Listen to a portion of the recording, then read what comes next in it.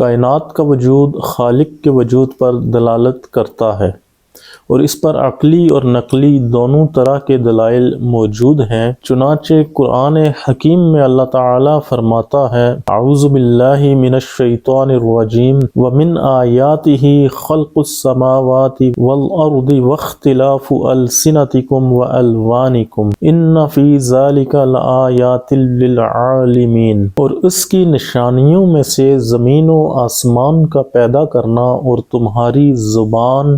اور رنگوں کا مختلف ہونا ہے، بے شک اس میں علم والوں کے لیے نشانیاں ہیں۔ یعنی اللہ تعالیٰ نے زمین و آسمان کی تخلیق اور انسان کی زبان اور رنگتوں کے الگ الگ ہونے کو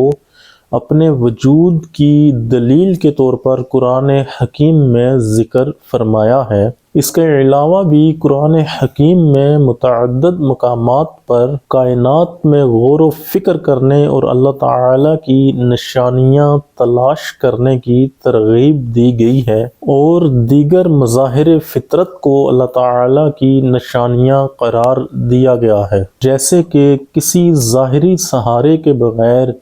زمین و آسمان کا قائم ہونا اور دن اور رات کا بدلنا وغیرہ۔ عقلی لحاظ سے بھی اگر دیکھا جائے تو خالق کے کائنات کے وجود کا انکار نہیں کیا جا سکتا۔ بلا تشبیہ جیسے ایجاد اپنے موجد کے وجود پر دلالت کرتی ہے،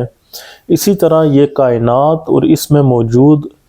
مختلف انواع و اقسام کی مخلوقات اپنے خالق کے وجود پر دلالت کرتی ہیں۔ انسان اپنی روزمرہ استعمال کی کسی بھی شے کو دیکھ لے تو کبھی بھی اس کے ذہن میں یہ خیال نہیں آتا کہ یہ شے خود بخود بن گئی۔ مثال کے طور پر اگر کرسی کو ہی دیکھا جائے تو انسان کبھی یہ نہیں سوچتا کہ لکڑی کہیں پڑی تھی جو ہزاروں لاکھوں سال میں ارتقا کر کے ایک کرسی کی شکل اختیار کر گئی، بلکہ اس کے ذہن میں ہمیشہ یہی خیال آتا ہے کہ اسے کسی بڑھئی نے کاریگری کے ساتھ بنایا ہے تاکہ انسان اس پر آرام کے ساتھ بیٹھ سکے۔ بلا تشبیہ ایسے ہی اتنی بڑی کائنات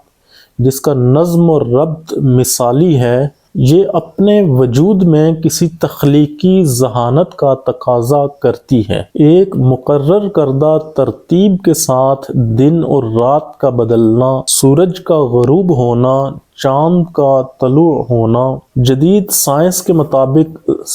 زمین کی محوری گردش اور چاند و سورج کا زمین سے ایک مخصوص فاصلہ وغیرہ ہونا، یہ سب چیزیں اس قدر مکمل اور پرفیکٹ طریقے کے ساتھ پائی جاتی ہیں کہ ان کے متعلق یہ سوچنا بھی حماقت ہے کہ یہ سب کچھ خود بخود وجود میں آ گیا۔